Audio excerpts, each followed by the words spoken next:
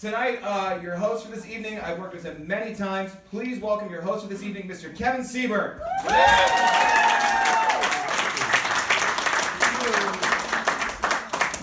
Hello, Arthaus. It's very nice to be with all of you this evening. I don't think I've ever been in here before when the front row is actually full. It's amazing. So, I want to let you guys know, I don't like to make sweeping generalizations, but I think that all of humanity can be broken down into one of two groups.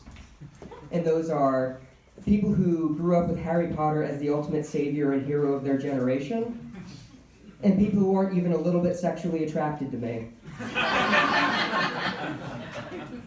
So I need to preface this next thing by letting you guys know, I understand I'm not old. I don't pay for my groceries with a check or whatever.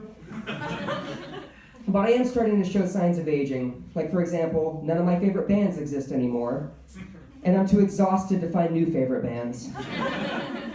Also, I used to be able to drink as much soda as I wanted in a day. And now if I have more than one Coke per day, I'm curled up on the floor in the fetal position, bargaining with God. And the last time I drank Mountain Dew, I threw up in the shower. But probably the clearest sign that I'm aging is that the other day I read and understood a health insurance benefits package. And then explained it to someone else accurately. It was a complete surprise to me, too. It was like if somebody had come up to me and been like, "Can you tell me what this Sanskrit tablet says?" I would have been like, "Well, I don't read Sanskrit." You guys, I totally read Sanskrit. I totally read Sanskrit and it says you have a $2,000 deductible.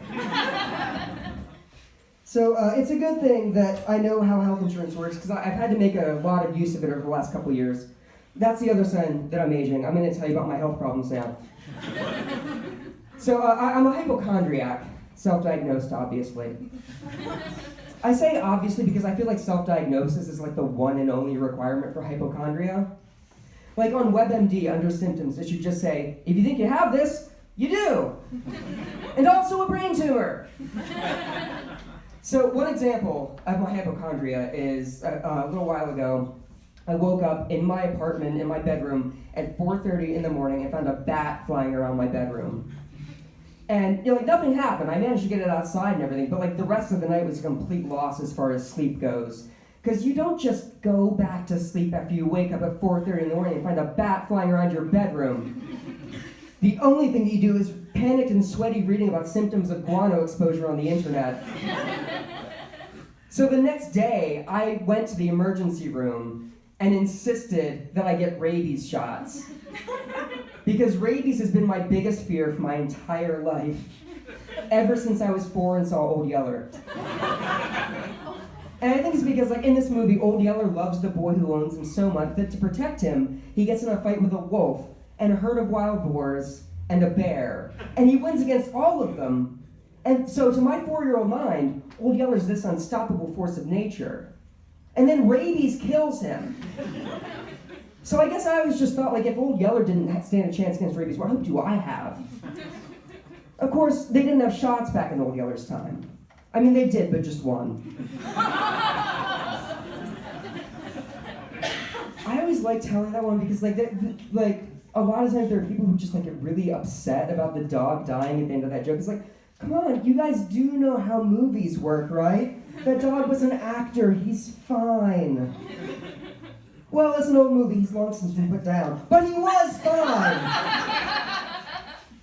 So I got the rabies shots, and, here's the thing about them, not only do they protect you from, your most recent exposure, they actually make you immune to rabies for the next 6 months. So functionally, what that meant for me was I was immune to my own greatest fear for 6 months. I felt like a superhero. Not a good one, or whatever, I couldn't, rabies immunity, you can't join the Avengers with that. And, I'd be garbage at stopping Thanos, and, I wouldn't be able to do anything about the Infinity Gauntlet.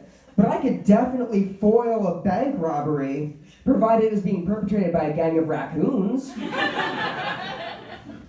But then, after those 6 months were over, my superpowers went away, and that sucks. That would be if Captain America had to get a super soldier serum booster shot every 6 months just to keep being Captain America. And you know how that would go. Like, you know, he'd be in the waiting room and the doctor would come in, Captain America sitting in his underwear, and be like, hey, Captain America, so, like, I know that fascism is rising again, and, like, there are new Nazis, and now more than ever, we need you to punch them in their stupid faces. But there's a problem with your Blue Cross Blue Shield. No, not your unbreakable vibranium shield. That's fine. That's still indestructible. But your health insurance has been declined, and this is embarrassing. Did you want to set up a monthly payment plan? You know, and it would be a lot easier if I didn't have like actual real things that I'm worried about. Like my food allergy list at this point has gotten ridiculous. Like, I can't attend potlucks anymore because it feels like I'm playing casserole roulette, and I'm gonna start getting EpiPen track marks before too much longer.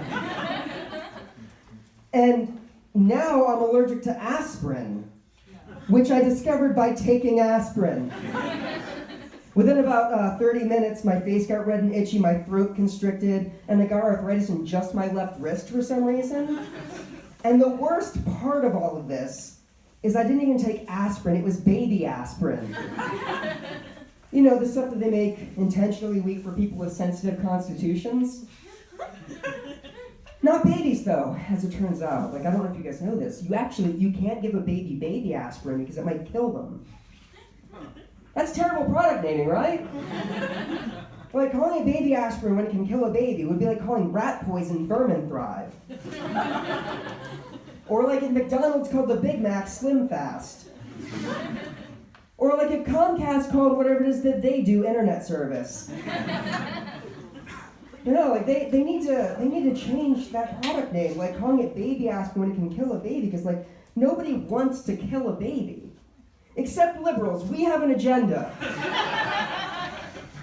I am way behind quota this month.